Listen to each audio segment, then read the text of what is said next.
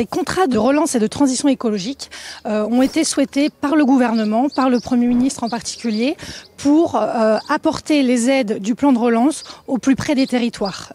Techniquement, on dit territorialiser le plan de relance. C'est pour apporter tous ces financements au plus près des projets, portés par les élus, portés par les entreprises ou les associations d'un territoire. Et donc, dans ce cadre-là, en Savoie, 7 contrats de relance et de transition écologique vont être signés.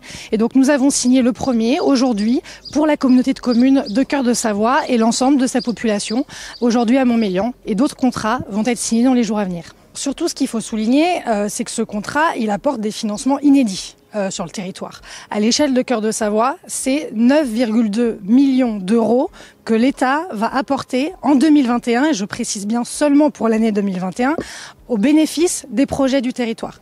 Donc en investissement, c'est considérable. Et donc à la fois, ça va permettre à des projets portés par les collectivités de se développer, mais aussi ça va donner de l'activité aux entreprises et donc véritablement dans un esprit relance et en plus sur des projets qui sont ambitieux en termes de transition écologique. Et donc 9,5 millions d'euros, on n'a pas vu ça depuis des années à l'échelle d'un territoire comme celui-ci, donc véritablement c'est considérable. Après on l'a vu, il reste encore des choses à déployer. Ce contrat, il a une durée de vie de 6 ans. Et donc chaque année, on va ajouter des nouveaux projets, ajouter des nouvelles actions et donc ajouter des nouveaux financements. Et donc aujourd'hui, il est le fruit du travail mené ces derniers mois sur un certain nombre d'actions. Et ce travail va se poursuivre chaque année pour ajouter des nouvelles actions, ajouter des nouveaux projets, ajouter des nouveaux financements, tout ça au service des habitants. Et donc on voit bien, il va falloir qu'on travaille peut-être encore davantage sur les sujets de l'agence de l'eau. Les élus en ont parlé aujourd'hui. Mais là, je discutais avec une autre élue qui me disait qu'elle voulait aussi qu'on renforce le volet cohésion sociale et économie sociale et solidaire. Et donc, dans les mois à venir, on va pouvoir travailler ensemble sur ces sujets.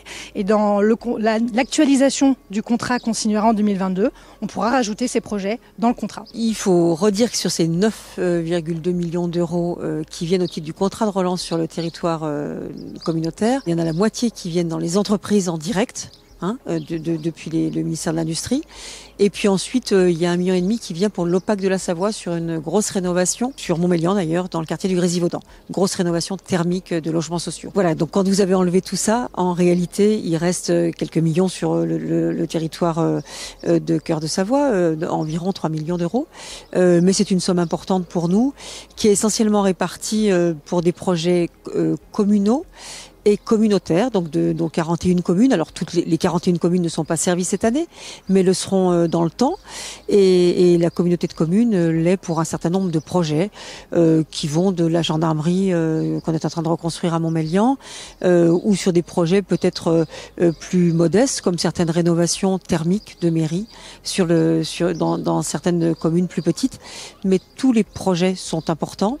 Le fait que l'État accompagne la rénovation thermique des bâtiments, c'est vraiment quelque chose d'essentiel. Globalement, sur le territoire de la Savoie, l'État met environ 2 fois plus d'argent que ces dernières années, que ce soit sur la dotation d'équipement des territoires ruraux ou que ce soit sur le soutien à l'investissement local. Pour nous, c'est un signe important et qu'on apprécie. On a besoin dans nos collectivités d'argent pour investir. Les entreprises ont besoin qu'on gère encore des marchés publics, des chantiers publics pour qu'elles continuent à vivre dans de bonnes conditions. Et pour nous, c'est vraiment un très beau moment de relance et de relance économique sur notre territoire.